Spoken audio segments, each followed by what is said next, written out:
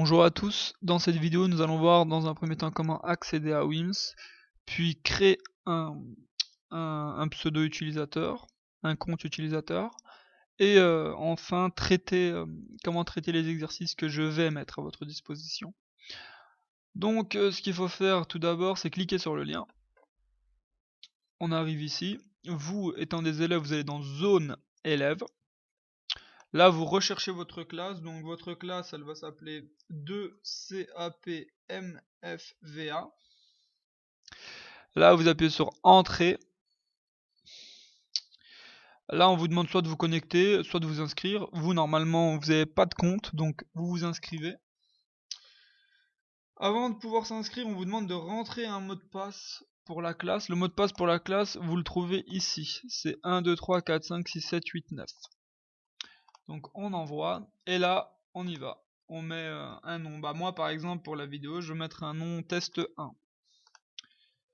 Test 1 et pour l'identifiant test 1. Pour le mot de passe, moi je vous conseille de remettre le même que pour accéder à la classe pour éviter de le perdre. Sinon vous pouvez mettre un mot de passe personnel. Ici l'adresse électronique, vous n'avez pas besoin d'en mettre une. Et vous cliquez bien sur j'accepte les conditions générales d'utilisation et enregistrer. Ensuite, on vous demande de remettre le mot de passe que vous avez choisi. Donc moi, vu que j'ai choisi 1, 2, 3, 4, 5, 6, 7, 8, 9, je le remets. Vous, si vous avez choisi haricot vert, par exemple, comme mot de passe personnel, bah vous le mettez.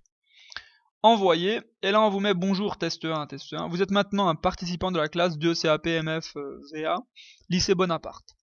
D'accord? Donc là c'est bon. Maintenant, vous pouvez aller travailler. Vous cliquez sur aller travailler.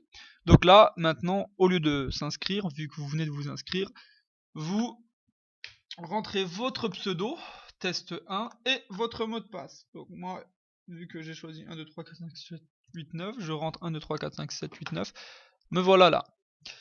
Ensuite, là, ce que vous aurez à faire, c'est cliquer sur les feuilles d'exercice. En fait, là, je vous ai mis 3 feuilles d'exercice avec dans chaque feuille les exercices. Donc là, il y a 1, 2, 3, 4, 5, 6, 7, 8, 9, 10, 11 exercices. D'accord?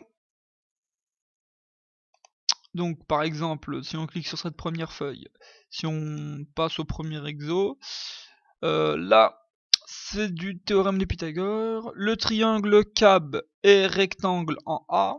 Les longueurs suivantes sont connues. Donc on vous donne ces deux longueurs. Calculez la longueur du segment CB. Donc on veut calculer la longueur de ce segment-là. Votre réponse. Dans le triangle CAB, rectangle en H, d'après quel théorème? Théorème de Pythagore. On obtient, là on renote le théorème de Pythagore.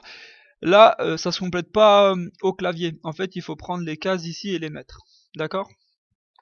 Donc nous, le théorème de Pythagore, on identifie l'hypoténuse qui est CB.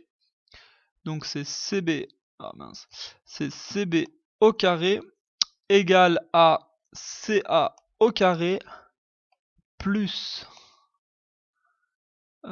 AB au carré. D'accord? Ensuite, là, vous mettez vos réponses. Par exemple, si on fait le calcul,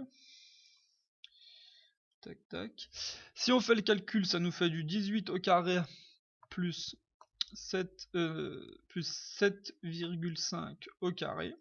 Donc 380,25 pour le CB carré. Maintenant, si on veut seulement CB, on fait la racine carrée.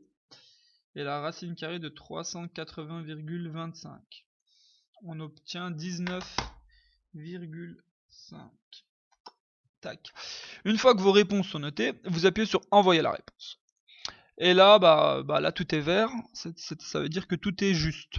Par contre, si des fois vous avez quelques propositions ou réponses rouges, c'est-à-dire qu'elles sont fausses, d'accord? Vous avez la possibilité de recommencer l'exercice, sinon vous cliquez sur série suivante. Et là, vous êtes reparti, d'accord? J'espère que ça a été clair.